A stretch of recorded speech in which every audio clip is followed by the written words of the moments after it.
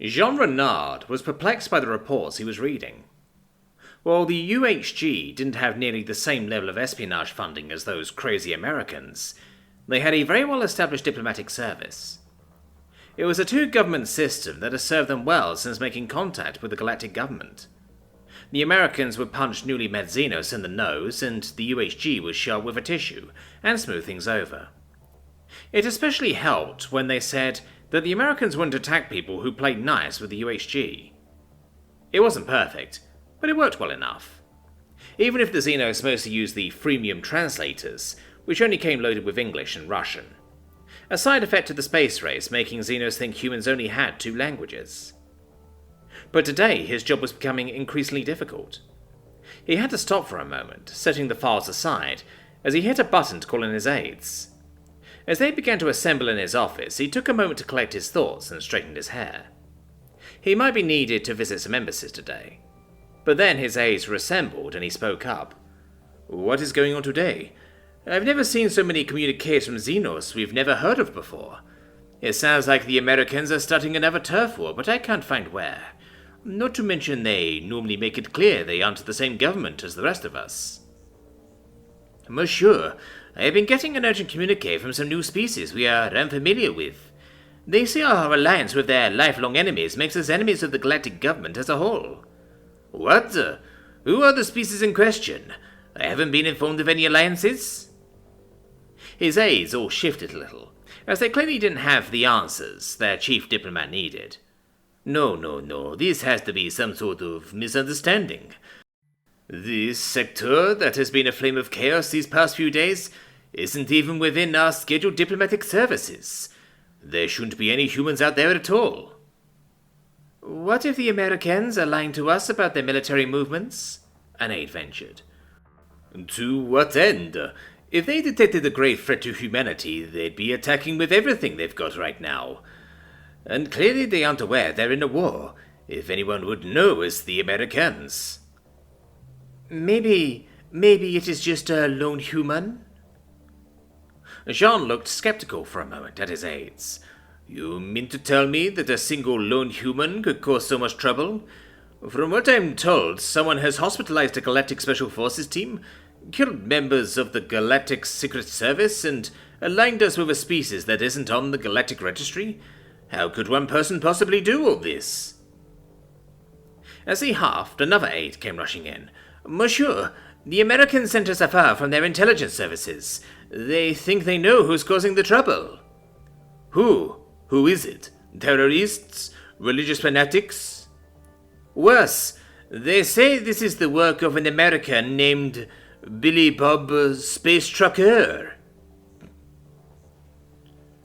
Billy Bob and Emily were crying out as they got sucked down into the trapdoor. They were swept along a metal chute before being shot out into some sort of large arena with dirt floors and smooth walls. There were obvious doors around the arena as well, no doubt containing the opponents they'd face. Billy Bob quickly jumped up, making sure his weapons were all in place, as he held his bat at the ready. Emily groaned out, brushing herself off with two hands, while the other two pushed her slim body back up. Billy Bob was watching the doors as he glanced around the place, then back at Emily. "Hey, that freaky fucking space clown, is he gonna make me fight the prisoners?" Emily shook her head as she tried to compose herself. "No, a space clown wouldn't leave an ascendance ritual up to chance. They'd fill the arena with the most fearsome creatures they could find." "Ascendance ritual?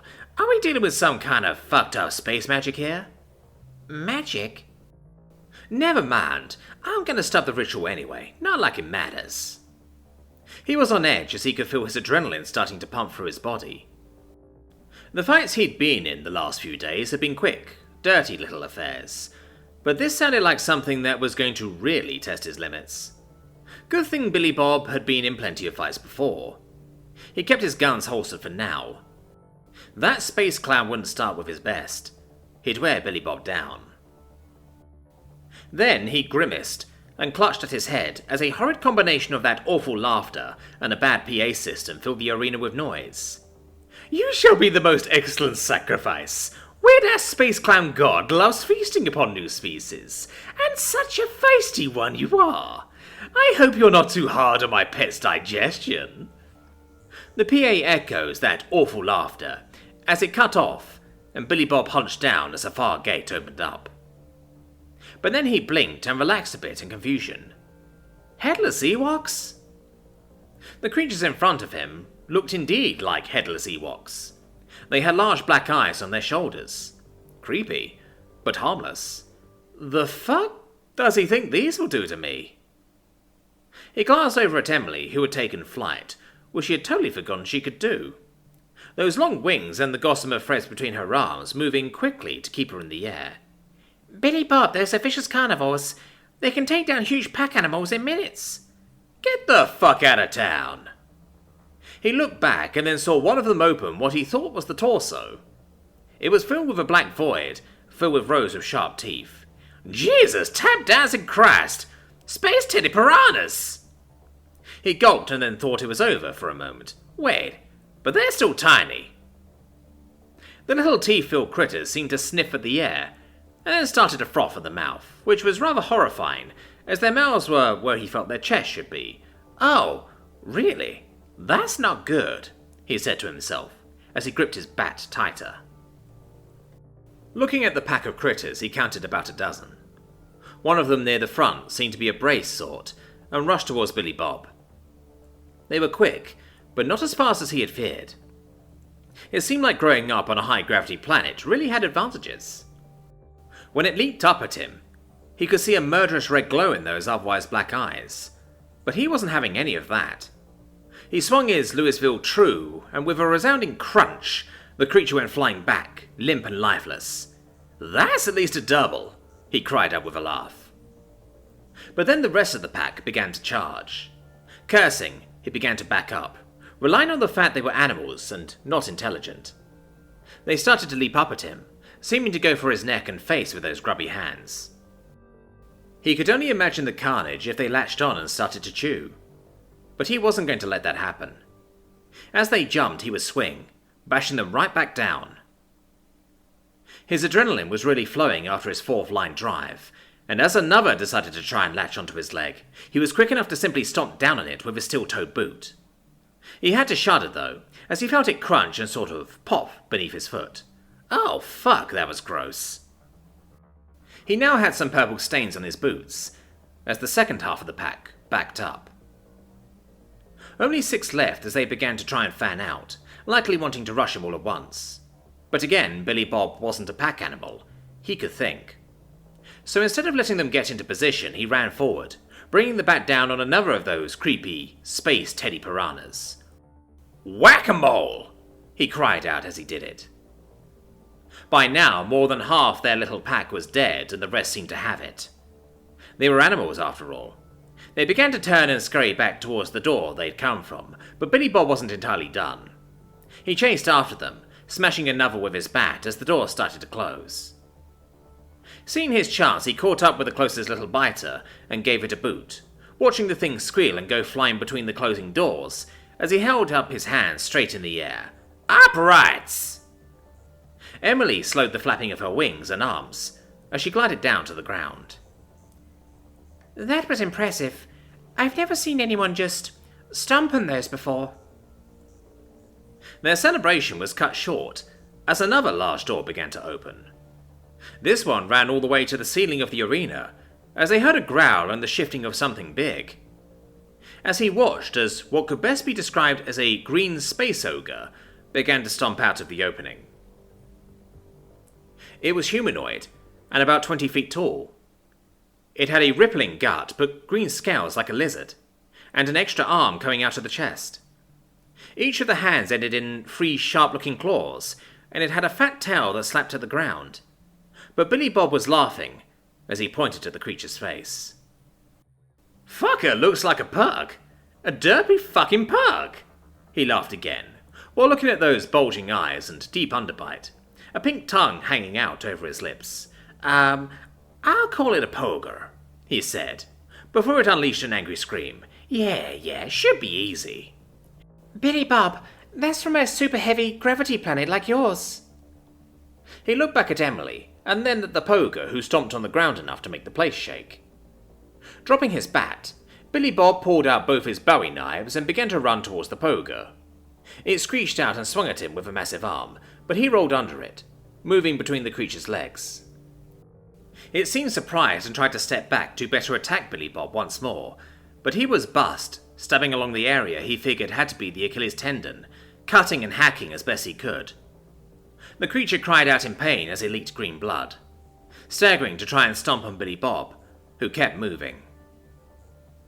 Finally, he heard something like a massive pair of shorts splitting open, and then watched the muscle roll up into the creature's calf as it screamed in agony and toppled backwards.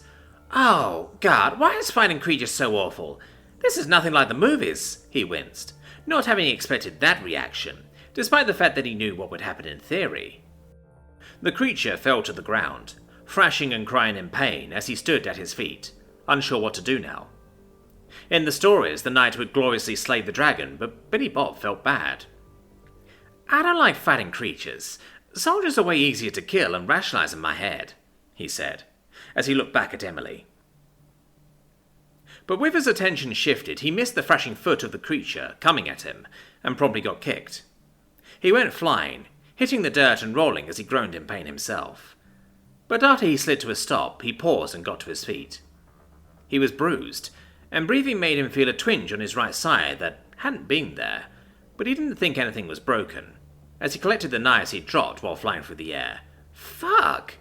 Teaches me to stop paying attention. He looked at the creature still thrashing, and realized it was just in immense pain. Do I kill it or something? I feel bad now. Emily looked surprised. "It was going to eat us, and it just kicked you. Yeah, but it's just a stupid animal." He winced as the PA came back on. "Finish it! Freaky Space Clown God demands it!" "Fuck you! Come down here and do it so I can rip your head off and shit down your neck!" Billy Bob screamed up at the ceiling. "Fine! Then my final pet shall wipe you out and finish the job for you." The final door opened, as a trio of creatures began to walk out. These were quadrupeds that looked something like a mix between a bull and a frog. But not a bullfrog. Billy Bob thought over the conundrum of naming for a moment as he looked them over. They had large bulbous throats and semi-amphibious features, but horns and large, more bull-like facial features. Space frog balls? Maybe. He'd work on it. They stood at the opening of the door, and then their throats began to enlarge. The trio then began to emit a sound that was incredibly loud, but nothing like the rock concerts Billy Bob had been to in his youth. It took Billy Bob a moment, but as he listened to the deep bass and strange warbling tones wash over him, he laughed. "The fuck is this? Dubstep? I mean, it's gotta be, but I can't dance to it." He looked over at Emily to see what she thought, but she was writhing on the ground, whimpering and clutching her head with all four hands. Oh, shit. Finally, he pulled the M1911 free of the holster and shot the center Skrill Frog? He'd work on the name, but he shot the center creature in the throat. It looked surprised for half a second before exploding in a mist of blue and green guts, as the other two ruptured and exploded as well. Billy Bob closed his eyes and turned away, but the gore and splatter didn't reach him. He heard the whine of machinery as the doors tried to close, but were apparently broken from the close gas explosion.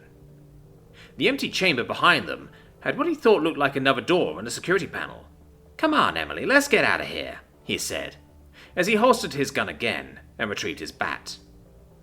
Then he began to give the ceiling the double bird as hard as he could. "Billy Bob free, Space Clown 0. Emily staggered to her feet, wincing as she limped towards the security panel. "I'm coming for you, Space Clown,"